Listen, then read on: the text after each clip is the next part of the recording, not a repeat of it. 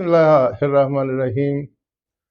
साहिबो, हम पाकिस्तानी बड़े फराख दिल होते हैं। अखराजात के मामले में हम बहुत कम सोचते हैं। अपनी लशपश पे हम मर जाते हैं। वो फिर मिर्ज़ा गालिब को शेर याद आता है, कर्ज की पीते थे मैं और समझते थे कि हाँ, रंग लाएगी हमारी फाका मस्ती एक दिन। गालिबन 1976 में जुल्फ़िकार अली भुट्टो जब पाकिस्तान के वज़ीर आज़म थे तो थाईलैंड से किसी कर्जे के सिलसिले में वो गए, और जाते हुए वो अपनी अहलिया को तो उन्होंने साथ लेके ही जाना था। खातून अव्वल बेगम नुसरत भुट्टो उनके साथ थी, और साथ वो 150 लोगों का तायफा लेके गए ताकि वहाँ वो मुख्तलिफ प्रोग्राम करके वहाँ के लोगों को, वहाँ के वज़ीर आज़म को ये बावर करवाएं कि हम भी अपनी सकाफ़त रखते हैं और हम भी इस मामले में काफ़ी दिलचस्पी लेते हैं। वो जब वहाँ गए तो ज़ाहिर है उनके लिए महंगे होटलों का इंतज़ाम किया गया। महंगे होटलों में वो ठहरे, और वहाँ ज़ाहिर है खाने भी महंगे होंगे, और फिर वहाँ मुख्तलिफ जगहों पर जाने के लिए, प्रोग्राम करने के लिए बड़ी महंगी गाड़ियाँ किराए पे हासिल की गई। और जिस दिन वज़ीर आज़म से उस अपना दस्तावेज पे दस्तखत करवाने थे जो हमने कर्ज उनसे लिया, तो होटल पर 10 बजे का या 11 बजे का टाइम मखसूस था। भुट्टो साहब अपने तमाम ताइफे के लोगों के जुर्मट में वहाँ पहुँचे। उस होटल के इर्द गिर्द उनकी वो महंगी गाड़ियाँ खड़ी थीं।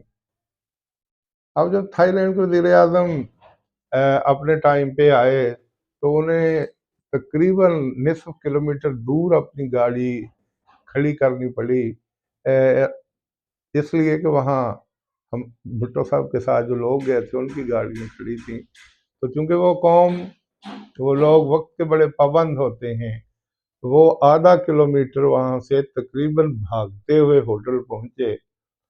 वो जब सीढ़ियाँ चढ़ते हुए अंदर गए तो भुट्टो मुस्कुरा दिए कि आप अ, कितने मिनट लेट हैं और मैं आपसे पहले पहुँच गया। तो वो कहने लगे ज़रा मुझे अपनी सांस दुरुस्त कर लेने दीजिए।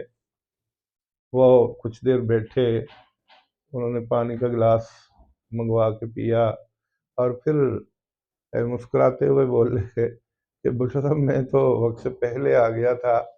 आपके साथ जो ये लोग गाड़ियों पे आए थे उनकी गाड़ियाँ इतनी ज़्यादा थी कि मुझे अपनी गाड़ी तकरीबन निसफ किलोमीटर दूर खड़ा करना पड़ी, और मैं भागता हुआ आया कि मैं वक्त पे पहुंचूं, लेकिन फिर भी 5 मिनट में मैं लेट हो गया।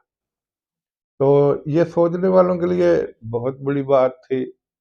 बहरहाल मुज़ाकरात हुए, दस्तावेज सामने आई, साइन हो गए, और शाम को बेगम नुसरत भुट्टो ने खातून अव्वल को डिनर दिया जो एक बहुत महंगे होटल में था, और बहुत ही भारी रकम अदा करनी पड़ी उस डिनर पर, और वो शुक्रिया अदा करके चली गई। लेकिन वो थोड़ी सी अपसेट सी थी, थोड़ी सी खफा खफा दिखाई देती थी। और जाते हुए उन्होंने पाकिस्तानी खातून अव्वल बेगम नुसरत भुट्टो से कहा कि कल आप मेरे यहाँ डिनर करेंगी। तो उन्होंने कहा कि ठीक है। मुकर्रा वक़्त पर बेगम नुसरत भुट्टो जब उनके घर पहुंची तो वो किचन में खाना बना रही थी, और साथ साथ अपना कोई रिसाला भी पढ़ रही थी। जब बेगम नुसरत भुट्टो गई तो उसने इस्तकबाल किया, बल्कि दरवाज़ा भी खुद ही खोला, क्योंकि वो लोग हमसे बहुत मुख्तलिफ हैं।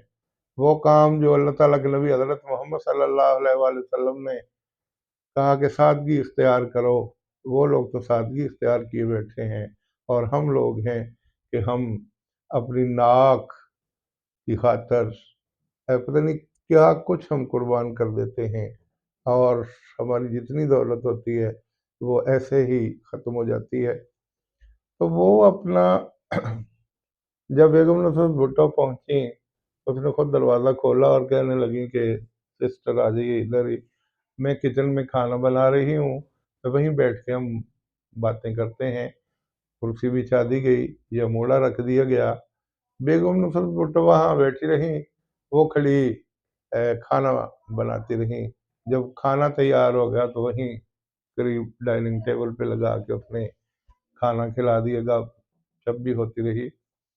جب وہ وہاں سے رخصت ہونے لگیں تو انہوں نے کہا کہ محترمہ اگر آپ مائنڈ نہ کیجیے تو ایک بات آپ سے کہوں کہ یہ دیکھو کتنے اچھے اور سادہ سے ماحول میں ہم نے کتنی گپ بھی لگا لی، ہم نے کتنی ایک دوسرے کی معلومات سے استفادہ کیا اور کھانا بھی کھا لیا، اور جو کل آپ نے مجھے ڈنر دیا اس پہ بہت زیادہ اخراجات آئے۔ ایک طرف تو آپ کا ملک مقروض ہے اور آپ قرض کے لیے یہاں آئے تھے، یہ طائفہ ساتھ لانے کی کیا ضرورت تھی؟ یہ اتنا شاندار ڈنر دینے کی کیا ضرورت تھی؟ یہ دیکھو سادگی کے ساتھ میں نے گھر میں کھانا پکایا، آپ نے بھی کھا لیا، میں نے بھی کھا لیا۔ تو بیگم نصرت بھٹو کی آنکھ نیچی ہوئی اور واقعی اس نے تسلیم کیا کہ ہم لوگ فضول خرچی کے معاملے میں بہت آگے ہیں۔ یقین کریں جب ہم ان لوگوں کی زندگیوں کو دیکھتے ہیں تو ان میں کافی تبدیلیاں ہیں۔ یہ اپنا ٹونی بلیئر برطانیہ کے وزیر اعظم تھے اور شیری بلیئر ان کی بیوی تھی۔